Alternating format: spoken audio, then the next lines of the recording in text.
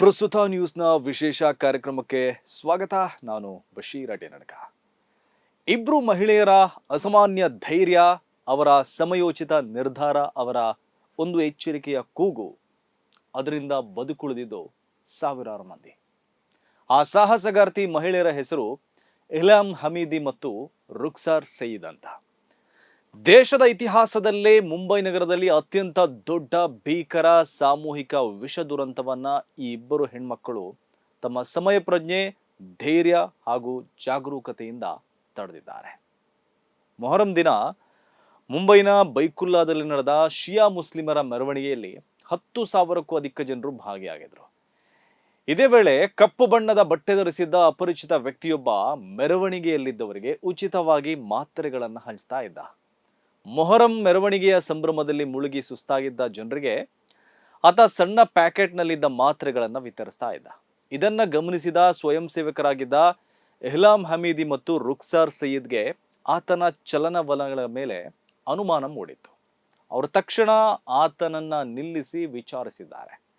ಧಾರ್ಮಿಕ ಕಾರ್ಯಕ್ರಮಗಳಲ್ಲಿ ಅಪರಿಚಿತ ವ್ಯಕ್ತಿ ಯಾವುದೇ ವಿವರಗಳಿಲ್ಲದೆ ಮಾತ್ರೆಗಳನ್ನ ವಿತರಿಸುವುದು ಸಹಜವಲ್ಲ ಎಂಬ ಅರಿವು ಅವರಿಗೆ ಇತ್ತು. ಅದೇ ಜಾಗರೂಕತೆಯಲ್ಲಿ ಅವರು ಆತನನ್ನ ಪ್ರಶ್ನಿಸಿದ್ರು.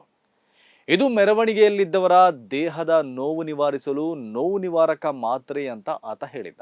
ರೋಗ ನಿರೋಧಕ ಶಕ್ತಿ ಹೆಚ್ಚಿಸುವ ಮಾತ್ರೆಗಳನ್ನ ಕೊಡ್ತೀನಿ ಅಂತಾನು ಸಮಜಾಶೆ ಕೊಟ್ಟಿದ್ದ. ಆದ್ರೆ ಈ ಮಹಿಳೆಯರಿಬ್ಬರ ಅನುಮಾನ ದೂರ ಆಗಿರ್ಲಿಲ್ಲ. ಅವರು ತಕ್ಷಣವೇ ಪ್ಯಾಕೆಟ್ನಲ್ಲಿದ್ದ ಮಾತ್ರೆಯನ್ನ ತೆರೆದು ನೋಡಿದ್ದಾರೆ. ಅವರು ಓಪನ್ ಮಾಡಿ ನೋಡಿದಾಗ ಆ ಕ್ಯಾಪ್ಸೂಲ್ ಒಳಗಡೆ ಯಾವುದೇ ಮೆಡಿಸಿನ್ ಇರಲಿಲ್ಲ. ಮಾತ್ರೆಯೊಳಗಡೆ ಕಪ್ಪು ಬಣ್ಣದ ಒಂದು ಪುಡಿ ಇತ್ತು. ಆ ಪುಡಿ ವಿಷಕಾರಿ ರಾಸಾಯನಿಕ ಅನ್ನೋದು ಅವರಿಗೆ ಆಗ್ಲೇ ಗೊತ್ತಾಗ್ಬಿಡ್ತು.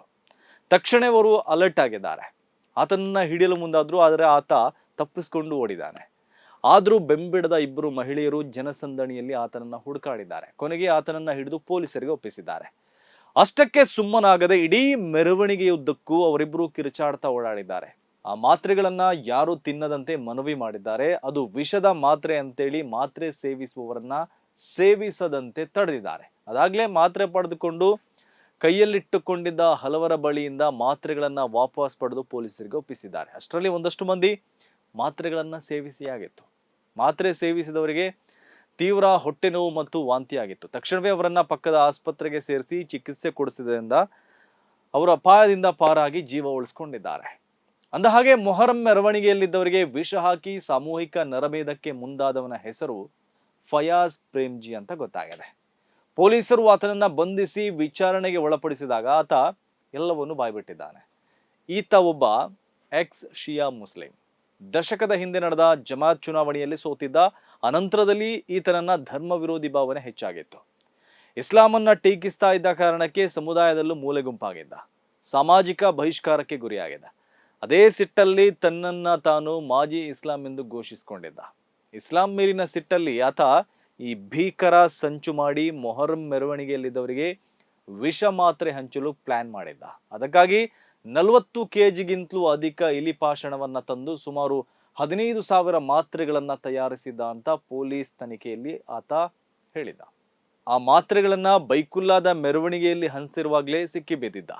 ಇಬ್ಬರು ಮಹಿಳೆಯರು ತೋರಿಸಿದ ಸಮಯ ಪ್ರಜ್ಞೆ ಮತ್ತು ಅಸಾಧಾರಣ ಧೈರ್ಯದಿಂದಾಗಿ ಮುಂಬೈನಲ್ಲಿ ಒಂದು ಭೀಕರ ದುರಂತ ತಪ್ಪಿ ಹೋಗಿದೆ. ಸಾವಿರಾರು ಜನರ ಜೀವ ಉಳಿದಿದೆ. ಈ ಸಂಚಿನ ಹಿಂದೆ ಬೇರೆಯವರ ಕೈವಾಡದ ಶಂಕೆಯೂ ಇದೆ. ಎಕ್ಸ್ ಮುಸ್ಲಿಂ ಒಬ್ಬನನ್ನ ಬಳಸಿಕೊಂಡು ಒಂದು ಸಮುದಾಯದ ಮಾರಣ ಹೋಮ ನಡೆಸಲು ಮುಸ್ಲಿಂ ವಿರೋಧಿ ಶಕ್ತಿಗಳು ಪಿತೂರಿ ಮಾಡಿರುವ ಅನುಮಾನವು ವ್ಯಕ್ತವಾಗಿದೆ. ಹಾಗಾಗಿ ಪೊಲೀಸರು ನಾನಾ ಆಯಾಮಗಳಲ್ಲೂ ತನಿಖೆ ನಡೆಸ್ತಾ ಇದ್ದಾರೆ ಅಂತ ತಿಳಿದು ಬಂದಿದೆ. ಒಂದು ವೇಳೆ ಈ ಸಂಚಿನ ಹಿಂದೆ ಬಲಪಂಥೀಯ ಧರ್ಮದ್ವೇಷಿಗಳಿದ್ರೆ ಅವರ ಪಾತ್ರ ಹೊರಗೆ ಬರುತ್ತಾ ಅನ್ನೋ ಅನುಮಾನವೂ ಇದೆ. ಯಾಕಂದ್ರೆ ಮಹಾರಾಷ್ಟ್ರದಲ್ಲಿ ಧರ್ಮದ್ವೇಷಕ್ಕೆ ಉತ್ತೇಜನ ಕೊಡುವವರ ಸರ್ಕಾರವೇ ಇದೆ. ಎಕ್ಸ್ ಮುಸ್ಲಿಮನ ಭೀಕರ ಸಂಚನ ನೋಡುವಾಗ ಸುಳ್ಳಿಗೆ ಚಕ್ರವರ್ತಿಯಾಗಿರುವ ಒಬ್ಬ ಕೋಮುವಾದಿ ಭಾಷಣಗಾರ ನೆನಪಾಗ್ತಾನೆ. ಆತ ಇತ್ತೀಚೆಗೆ ಮಕ್ಕಳು ಮತ್ತು ಮಹಿಳೆಯರನ್ನ ಕೊಲ್ಲುವ ದೇಶಕ್ಕೆ ಟೂರ್ ಹೋಗಿದ್ದ. ಆತನ ಪ್ರವಾಸದಲ್ಲಿ ಪಕ್ಕದ ರಾಜ್ಯದ ಒಬ್ಬ ಎಕ್ಸ್ ಮುಸ್ಲಿಂ ಕೂಡ ಇದ್ದ. ಇದನ್ನೆಲ್ಲ ನೋಡುವಾಗ ಈ ಧರ್ಮದ್ವೇಷಿ ಕೋಮುವಾದಿಗಳು ಮಾಜಿ ಮುಸ್ಲಿಮರನ್ನ ಬಳಸ್ಕೊಂಡು ಇನ್ನೇನು ಪಿತೂರಿ ಮಾಡ್ತಾರೋ ಅನ್ನೋ ಆತಂಕ ಉಂಟಾಗತ್ತೆ. ಒಂದು ನಿರ್ದಿಷ್ಟ ಸಮುದಾಯದ ಮಕ್ಕಳು ಮತ್ತು ಮಹಿಳೆಯರನ್ನ ಕೊಲ್ಲುವ ದೇಶಕ್ಕೆ ಆತ ಒಬ್ಬ ಎಕ್ಸ್ ಮುಸ್ಲಿಂ ಜೊತೆ ಹೋಗಿದ್ದಾನೆ ಅಂದ್ರೆ ಏನಾದರೂ ಪಿತೂರಿ ಮಾಡಲು ಹೋಗಿರ್ಬೋದೇ ಅನ್ನೋ ಪ್ರಶ್ನೆ ಕಾಡ್ತಾ ಇದೆ. ಅಲ್ಲೇನಾದರೂ ಗುಪ್ತ ತರಬೇತಿ ಪಡೆಯಲು ಹೋಗಿದ್ರ ಅನ್ನೋ ಅನುಮಾನ ಬರ್ತಾ ಇದೆ. ಹಾಗಾಗಿ ಈ ಬಗ್ಗೆ ಒಂದು ತನಿಖೆ ನಡೆದ್ರೆ ಉತ್ತಮ ಅಂತ ಅನಿಸ್ತಾ ಇದೆ. ಅದೇನೇ ಇರಲಿ, ಕೊಲ್ಲುವ ಕೈಗಳಿಗಿಂತ ಕಾಯುವ ಕೈಗಳೇ ಈ ದೇಶದಲ್ಲಿ ಹೆಚ್ಚಿದೆ. ಆ ಕಾರಣಕ್ಕೆ ಮಹಾರಾಷ್ಟ್ರದ ಮಾಜಿ ಮುಸ್ಲಿಮರ ಪಿತೂರಿ ವಿಫಲಗೊಂಡಿದೆ. ಇಬ್ಬರು ಮಹಿಳೆಯರ ಸಮಯ ಪ್ರಜ್ಞೆ ಸಾವಿರಾರು ಜೀವಗಳನ್ನ ಉಳಿಸಿದೆ. ಎಹ್ಲಾಂ ಹಮೀದಿ ಮತ್ತು ರುಕ್ಸಾರ್ ಸಯೀದ್ ಅವರ ಸಮಯ ಪ್ರಜ್ಞೆ, ಅವರ ಜಾಗರೂಕತೆ, ಅವರ ದಿಟ್ಟತನ ಈ ಸಮಾಜಕ್ಕೆ ಮಾದರಿಯಾಗಿದೆ. ಧೈರ್ಯಕ್ಕೆ ಲಿಂಗವಿಲ್ಲ, ಜವಾಬ್ದಾರಿಗೂ ಗಡಿಗಳಿಲ್ಲ.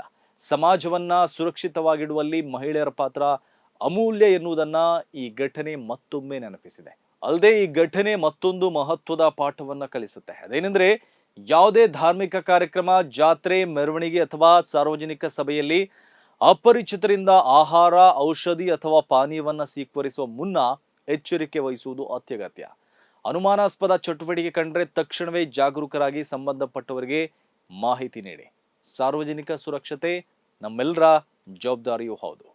ಇದು ಇವತ್ತಿನ ಪ್ರಸ್ತುತ ನ್ಯೂಸ್ ವಿಶೇಷ. ಸುದ್ದಿಗಳ ವಸ್ತುನಿಷ್ಠ ವಿಶ್ಲೇಷಣೆಗಾಗಿ ನೋಡ್ತಾ ಇರಿ ಪ್ರಸ್ತುತ ನ್ಯೂಸ್.